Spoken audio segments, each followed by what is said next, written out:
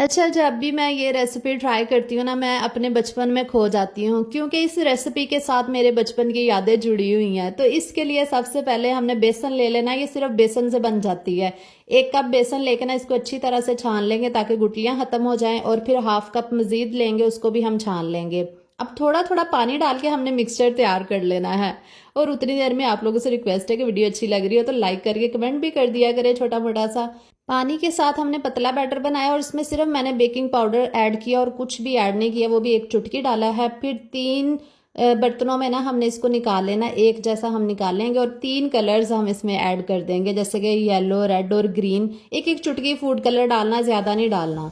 उसके बाद 1 कप चीनी लेंगे, उसमें 1 कप पानी डाल के 3 अदद इलायचियाँ मैंने डाल दी हैं। हमने चाशनी तैयार कर लेनी है।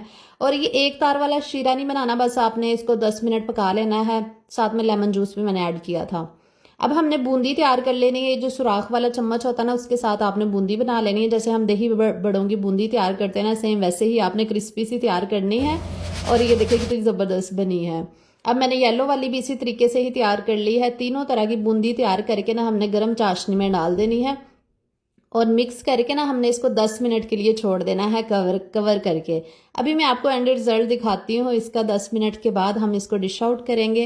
अगर ये 1 घंटे के लिए पड़ी रहेगी ना, तो इसने खुद ही सेपरेट होना शुरू हो जाना है। तो जनाब, हमारी बहुत ही मज़े की क्रिस्पी और मीठी बूंदी बनके तैयार है, जो बचपन में सबकी ही फेवरेट हुआ करती थी। मज़ीद इस तरह की वीडियोज़ के लिए फॉलो कर लीजिएगा।